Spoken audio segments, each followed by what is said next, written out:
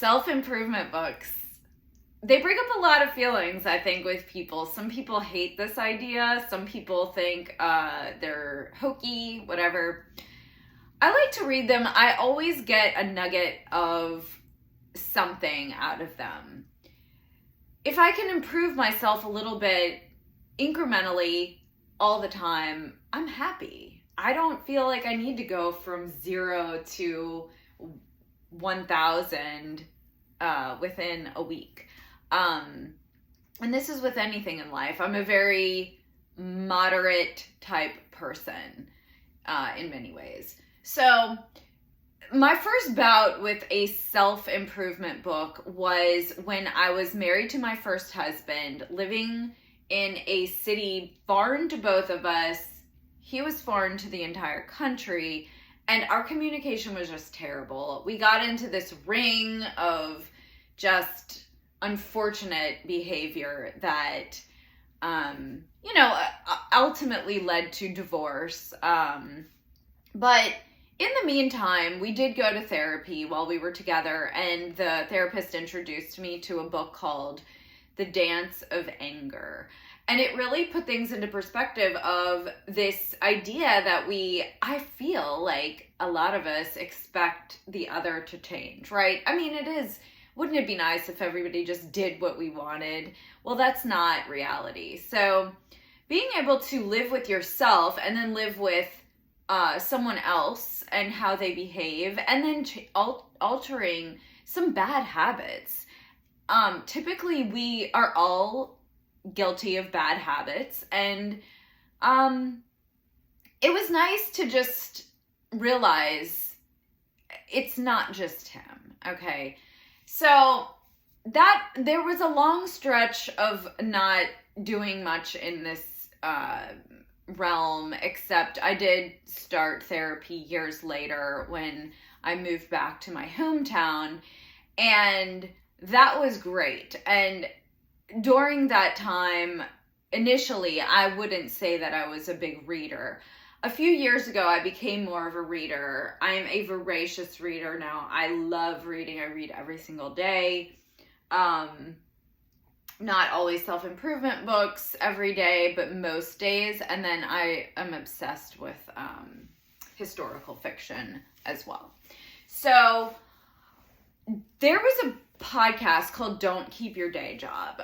Cathy Heller basically ignited this desire in me to step up my game in my day job. Now, her angle was more like, don't keep a job that you absolutely hate.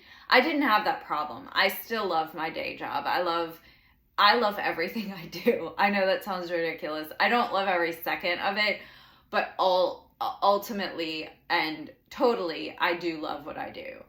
And I have designed that lifestyle for myself through blood, sweat, and tears. Trust me. It didn't just fall into my lap like I would love for it to have. But actually I wouldn't have loved that, because, I mean, do we really even appreciate things that are just given to us? I mean, not as much. So the Don't Keep Your Day Job, I found the book so profound that I decided to start a book club with some ladies who were also all business owners and go-getters. And so we started it. It was great.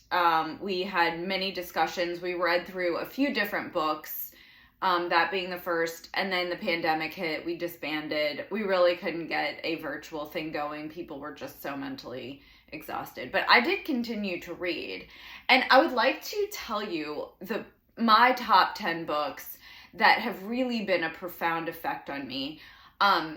The Four Agreements, that was another book that post-pandemic I read, and I asked some people to do a book club with me.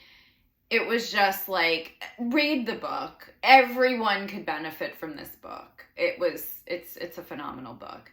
And then some of my other favorites are Limitless by Jim Kwik. Jim Kwik has a podcast called Kwik Brain. I love this guy. He is so smart. and his story is really, really amazing.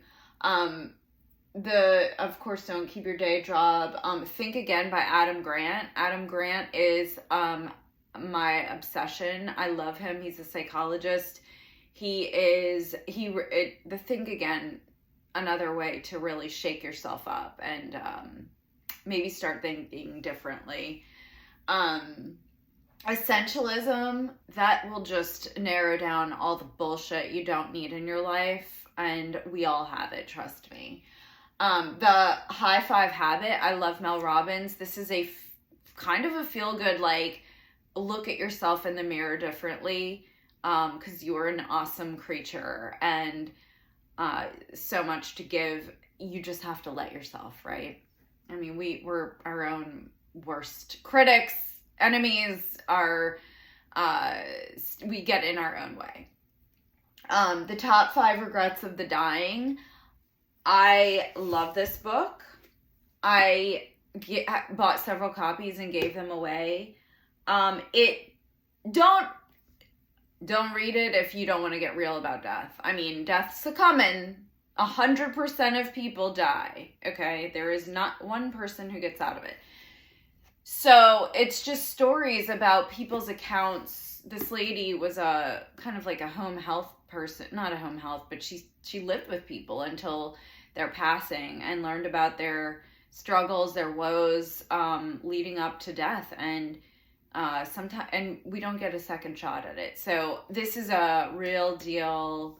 But it'll really make you, at least for me, it made me think differently and act differently towards myself and towards others in a good way. The Gift by Edith Eger is phenomenal. The Gift is written by a woman who is a Holocaust survivor from Auschwitz and other camps that she was in. She really makes you realize you can get through anything, and with forgiveness and kindness. And wow, I read another of her books. She wrote The Choice and The Gift, and The Choice was equally as profound. I highly recommend both books from her. Unbound: A Woman's Guide to Power. Y'all, oh my gosh, ladies, it will stir up a lot. I loved the whole book. It made me want to spring into action in many different ways. And I did a book club virtually with several ladies on this, and we just had the best discussions. The best. I would do a book club. If ladies do a book club with that book, you will not regret it. The Power of One More by Ed Mylett. This is great for, okay, just do one more thing. Just do one more thing today. One more. Just, when you want to quit, that like tiny percentage of better is going to catapult you into a different category from most people around you. I've done it. I know how much better off I am for performing these one more acts when I think like, it's not like killing yourself with effort. It's just like these micro steps towards a little bit better. And then I'm going to give you a favorite bonus because I love this lady. You Are a Badass by Jen Sincero. Read this book. Men, women, anybody, it's amazing. It will give you a lot of confidence.